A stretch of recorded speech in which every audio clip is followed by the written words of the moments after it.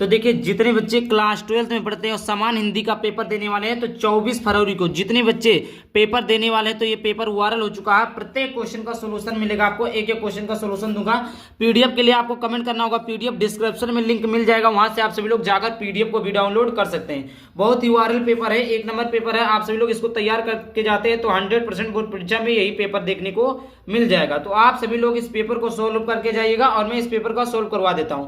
तो आइए, तो सबसे पहले यहाँ पर भरना पड़ेगा अनुक्रमांक, यहाँ पर रहेगा नाम आपका 301 कोड बीआई का है जी। पर बच्चों क्या है कोड 301 कोड बीआई का पेपर है। तो यहाँ पर देखिए समय 3 घंटा 15 मिनट रहेगा। 15 मिनट परीक्षार्थियों को प्रश्न पत्र पढ़ने के लिए। पहला क्वेश्चन है, यहाँ पर 2 क्वेश्चन रहेगा। पहले में 5 क्वेश्चन रहेगा जो कि गद्य का रहेगा और फिर दूसरे में 5 क्वेश्चन रहेगा जो कि पद्य का रहेगा। तो इसका पहला क्वेश्चन है कि भारतेंदु युग की पत्रिका नहीं है, तो इसमें क्या बोला है नहीं पूछा, इसमें बोला कौन सा नहीं है। तो यहाँ पर देखिए पहला सरस्वती पत्रिका, दूसरा ब्राह्मण पत्रिका और हरिश्चंद्र चंद्रिका और चौथा आनंद कंदमिनी। तो ये आपका ब्राह्मण पत्रिका भी है, हरिश्चंद्र चंद्रिका भी है, आनंद कंदमिनी भी है। मतलब सरस्वती जो पत्रिका है वो भारतेंदु युग की पत्रिका नहीं है, तो इसका ऑप्शन नंबर पहला सही हो जाएगा। दूसरा है खा नंबर का कि निम्न में से हरिशंकर परसाई का निबंध संग्रह है। निम्न में से हरिशंकर परसाई का निबंध संग्रह कौन सा है? तो पहला प्रस्तुत प्रश्न, दूसरा है तब की बात और थी, तीसरा विचार प्रवाह, चौथा पृथ्वी पुत्र। तो पृथ्वी पुत्र आपका वासुदेव शरण अग्रवाल का है, लेकिन इसमें पूछा गया हरिशंकर परसाई का निबंध संग्रह। हरिशंकर परसाई का जो निबंध संग्रह है वो है तब की बात और थी, तब की बात और थी। इसका ऑप्शन नंबर दूसरा सही हो जाएगा। आगे तीसरा नंबर का प्रश्न है कि द्विवेदी और छायावादी दोनों युगों में लेखन कार्य करने वाले लेखक हैं। तो इसमें क्या पूछा, देखिए द्विवेदी युग भी पूछा और छायावादी, मतलब दोनों युगों में काम कार्य करने वाले। पहला है सरदार पूर्ण सिंह, दूसरा है महावीर प्रसाद द्विवेदी, तीसरा है बालकृष्ण भट्ट, चौथा गुलाब राय। इन चारों में से कौन सा ऑप्शन सही हो जाएगा? तो यहाँ पर देखिए प्यारे बच्चों, इसका जो गुलाब राय हैं, गुलाब राय द्विवेदी युग के हैं और छायावादी दोनों के हैं। महावीर प्रसाद छायावादी युग के हैं और सरदार पूर्ण सिंह भी, बट जो गुलाब राय है वो द्विवेदी और छायावादी दोनों के हैं।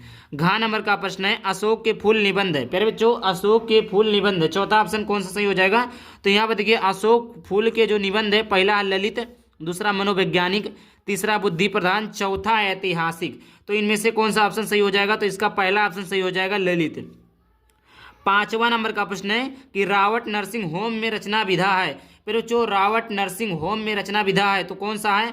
रेखा चित्र है कि नाटक है कि रिपोर्टाज है कि कहानी है? तो यहाँ पर देखिए रावट नर्सिंग होम एक कहानी के अंतर्गत आता है, लेकिन रिपोर्टाज है। क्या है? रिपोर्टाज। इसका ऑप्शन नंबर तीसरा सही है। जिस बच्चों ने चैप्टर को पढ़ा उनको आता होगा क्या रिपोर्टाज है। आई होप इतना क्लियर हो गया होगा। देखिए पूरा पेपर है, इस पेपर को अगर आप लोग करके जाते हैं तो अच्छा नंबर आपको बोर्ड परीक्षा में देखने को मिल जाएगा। ठीक, तो इस पेपर को पूरे पेपर को सॉल्व करके जाइएगा, मैं तो दिखा दे रहा हूँ। उसके बाद में देखिए आगे देख लेते हैं। आगे है का नंबर का तारस्पक्ता का प्रकाशन हुआ है 1943 ईस्वी में, सन 1931 ईस्वी में, 1947 ईस्वी में कि 1950 ईस्वी में? तो प्यारे बच्चों ये हुआ 1943 में। पहला जो तारस्पक्ता हुआ वो 1943 में हुआ है और जो दूसरा हुआ है वो आपका हुआ है 1951 में हुआ है और जो तीसरा हुआ है प्यारे बच्चों वो 1959 में हुआ है। 1959 में हुआ, 1943 में पहला, दूसरा और तीसरा हुआ है। खा नंबर का प्रश्न पूछा है कि वीर गाथा काल की विशेषता है। जी प्यारे बच्चों वीर गाथा काल की विशेषता है, क्या है? तो वीर गाथा काल की विशेषता क्या है? तो पहला मुक्तक काव्य रचना, क्या है? मुक्तक काव्य रचना। दूसरा है प्रकृति चित्रण, क्या है? प्रकृति चित्रण। तीसरा है युद्धों का सजीव चित्रण, तीसरा क्या बच्चों? युद्धों का सजीव चित्रण। चौथा आपका नारी का रूप सौंदर्य चित्रण। तो वीरगाथा काल की विशेषता है प्यारे बच्चों, वीरगाथा काल की विशेषता कौन सी है? तो यहाँ पर देखिए वीरगाथा काल की विशेषता क्या है? युद्धों का सजीव चित्रण है। क्या प्यारे बच्चों? युद्धों का सजीव चित्रण है। Option number C is correct, यानी तीसरा ऑप्शन सही हो जाएगा।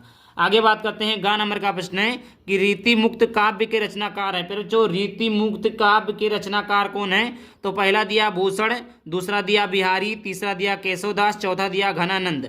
तो देखिए रीति मुक्त काव्य के रचनाकार, फिर जो रीति मुक्त काव्य के रचनाकार कौन है?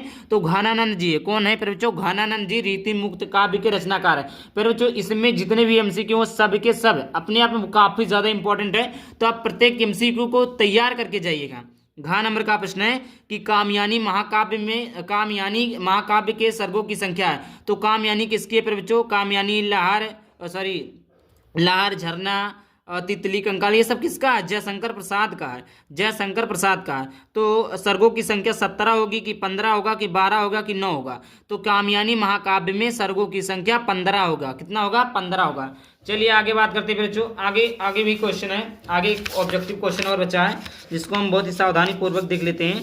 देखिए आगे ऑब्जेक्टिव क्वेश्चन है 11 नंबर का कि निम्न में से जयशंकर प्रसाद की काव्य कीर्ति है। फिर जो निम्न में से जयशंकर प्रसाद की काव्य कीर्ति है तो क्या है? चित्राधार है, द्वापर है, इत्यलम है, अनामिका है। तो इसमें से जो निम्न में जयशंकर, अभी मैंने बताया कि चित्राधार, अभी मैंने जस्ट बताया कि जयशंकर प्रसाद की जो काव्य कीर्ति है वो चित्राधार है। आगे बात कर लेते हैं फिर बच्चों। ये देखिए तीसरे नंबर का प्रश्न है जो कि 10 नंबर का, कितने नंबर का फिर बच्चों? 10 नंबर का क्वेश्चन है। ये 10 नंबर का क्वेश्चन है फिर बच्चों, 10 नंबर का। एक क्वेश्चन 2 नंबर का, एक क्वेश्चन 2 नंबर का रहता है फिर बच्चों। यहाँ पर मैं पेन से लिख देता हूँ, डबल चल रहा है। ये 2 नंबर का है। 5 क्वेश्चन रहेंगे फिर बच्चों जो कि 10 नंबर करे, एक क्वेश्चन 2 नंबर करेगा। देखिए मातृभूमि पर, देखिए गद्यांश है और इसी में से लिखकर ये जो दिया है इसको हमें पढ़ना है और इसमें आपको इसका उत्तर लिखना है। तो मातृभूमि पर निवास करने वाले मनुष्य राष्ट्र का दूसरा अंग है पृथ्वी, और मनुष्य ना हो तो राष्ट्र की कल्पना असंभव। पृथ्वी और जन दोनों में सम्मिलन से ही राष्ट्र का स्वरूप संपादित है। जन के कारण ही पृथ्वी मातृभूमि की संज्ञा प्राप्त करती है। पृथ्वी माता और जन सच्चे अर्थों में पृथ्वी का पुत्र है।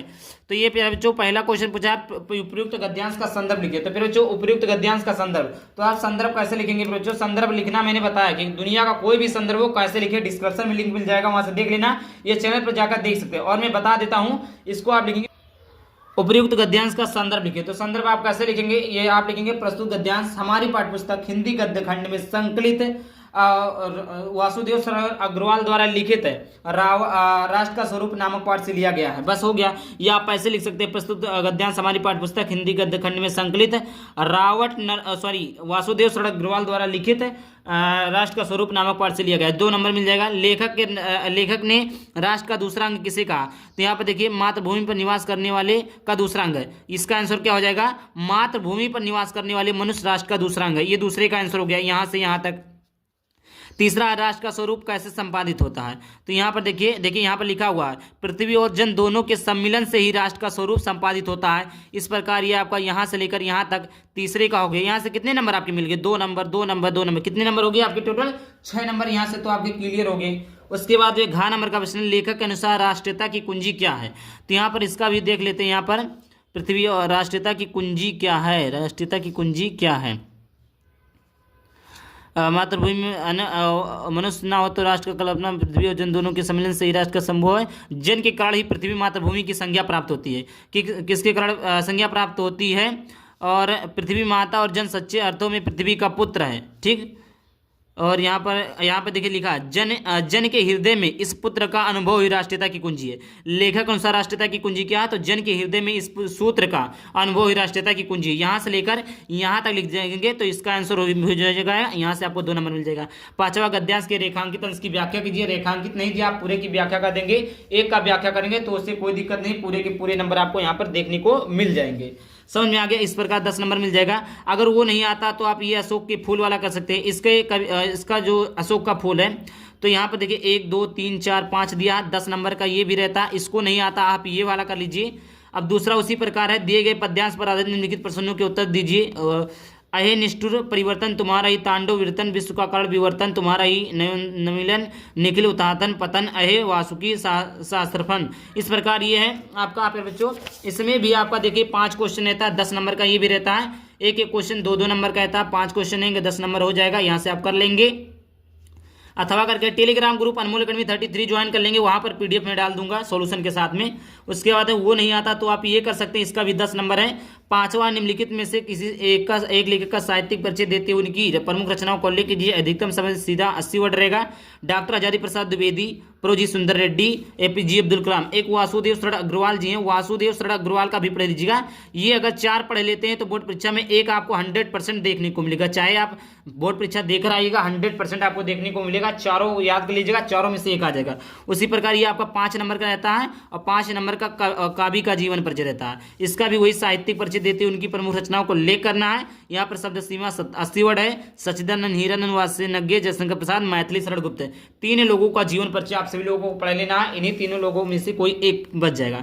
छठवां, पंचलाइट अथवा लाठी कहानी के उद्देश्य पर प्रकाश डालिए। अधिकतम समय सीधा 80 वर्ड अथवा पंचलाइट अथवा बहादुर कहानी का कथावस्तु लिखिए। देखिए अगर आपको कोई भी टॉपिक पढ़ना है तो टॉपिक का नाम क्या लिखेंगे फिर बच्चों, टॉपिक का नाम लिख देंगे।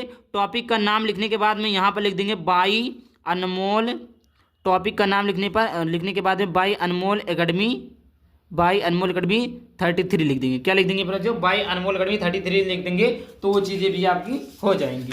पूरा टॉपिक आ जाए, जो भी टॉपिक आपको पढ़ना है टॉपिक का नाम लिखेंगे, बाई अनमोल एकेडमी लिख देंगे तो मेरा चैनल खुल जाएगा आपको और टॉपिक मिल जाएगा। अब यहाँ पर देखिए आगे बात करते हैं। अगला है 7वां, स्वपठित खंडकाव्य के आधार पर किसी एक खंड के एक प्रश्न का उत्तर दीजिए। अधिकतम शब्द सीमा 80 शब्द है। तो यहाँ पर का नंबर का प्रश्न आ जाता है।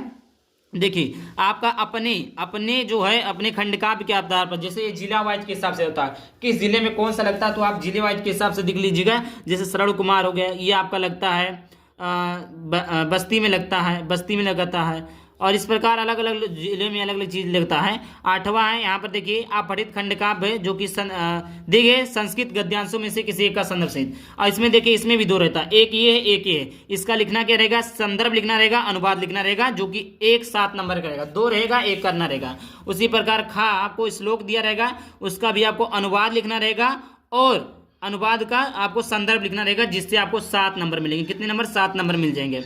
9वां है आपको किसी एक का अर्थ लिखकर और मुहावरा लिखना। मुहावरा और लोकोक्तियां में से किसी एक का अर्थ लिखकर वाक्य में प्रयोग कीजिए। 2 नंबर का है। 10वां निम्नलिखित, ये आपका अपठित गद्यांश है, ध्यान पूर्वक पढ़े, मतलब ये आपको पढ़ाया नहीं जाता है, ये आपको अपने मन से लिखना पड़ेगा। इसका आंसर, इसमें भी 2 रहते हैं, 1 लिखना रहता है।